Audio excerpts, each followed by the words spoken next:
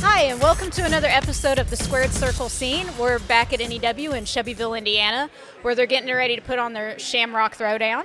And today we are with the beautiful Bashley. Thank you for joining us today. We've decided that we're going to try something a little bit different. So what you see is you have a bowl in front of you, and it is full of random questions. And whenever you're ready, you can draw a question. All right, sounds good. And this way we can find out cool things about all the wrestlers. All right. Do you consider yourself an introvert or an extrovert? Definitely, I'm an extrovert. I've always been just outgoing, able to just talk to anybody. People just come up and talk to me. So, yep, definitely an extrovert. So you make friends easy and... I'm not so sure about friends, but I mean, starting conversations and, meeting people. Nice. Yeah. All right.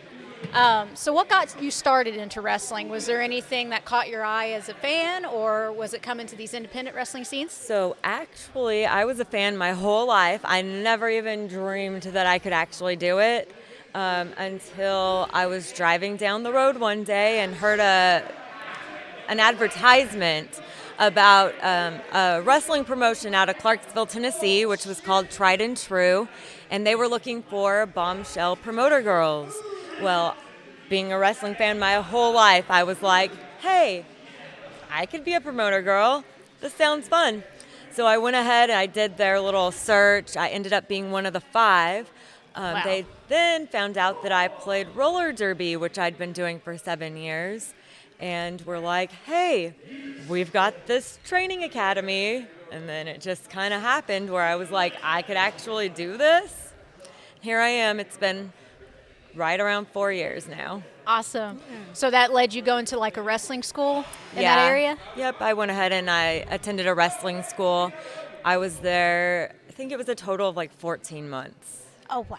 Mm-hmm. All right. If you want to, you can draw another question.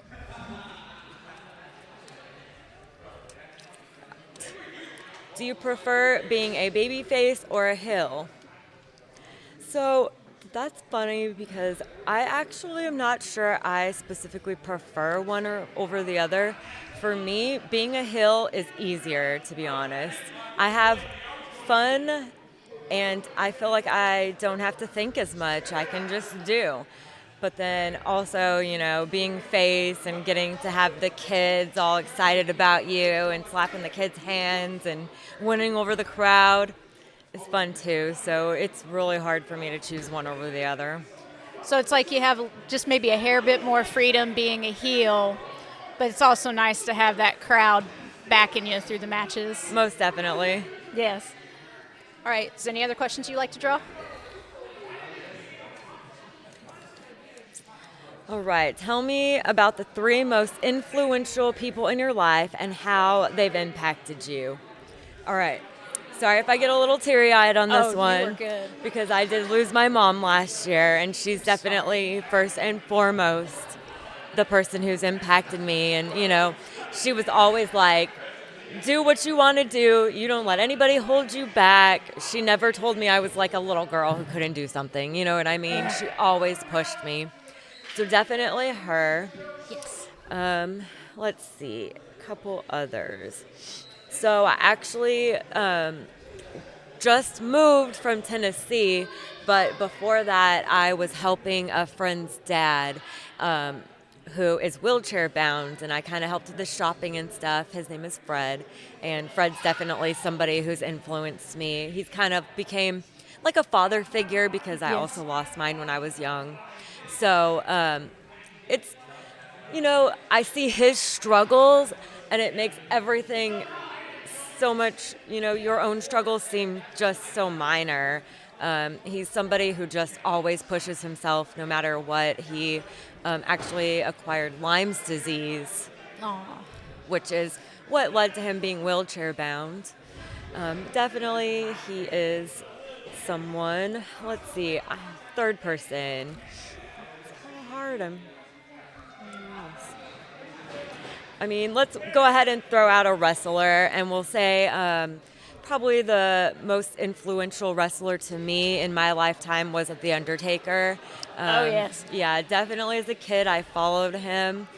As an adult, I've learned so much about him as a person, and I've listened to him on podcasts, and he just seems like such a great guy beyond wrestling, and somebody who I love to learn from. Yeah. Like 3 influential people, and hearing your like heartfelt for your mother. Yeah, I as soon absolutely as love I that. saw that, I was like, I know this is going to be a little bit emotional. I love that because I just a couple weeks ago I lost my grandmother, and she was very, very influential to me. Like strongest lady I've ever had the privilege of knowing, and she always put everybody before herself, even when she shouldn't have or didn't have to. Yep.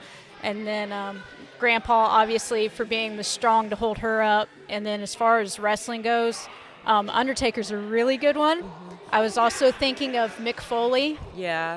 Because I've heard he's the sweetest guy, and I've heard he's done so many things like for charities and for kids and the Make-A-Wish Foundation, so I always thought he was influential. Mm-hmm. Is there any other questions you'd like to draw? Sure. You want me to do like one more here? Yep, go ahead and do one more. All right. What is your favorite song? Probably, I'll say all time ever. It's a Led Zeppelin song. It's from the BBC Sessions album. It's What Is and What Should Never Be. It's not one that a lot of people probably know. I'm going to have to look that one up now. What is and what should never be. What is, okay. Mm-hmm. I'm going to have to remember that one. Okay, and we're going to go ahead and wrap this up with you. Is there anything you'd like to say to your fans or anybody that may watch this? Thanks for following, keep on. I'm just trying to do bigger and better things all the time. Appreciate it. All right, thank you so much for your time. It's really nice to meet you, and we're going to end this here. See you later.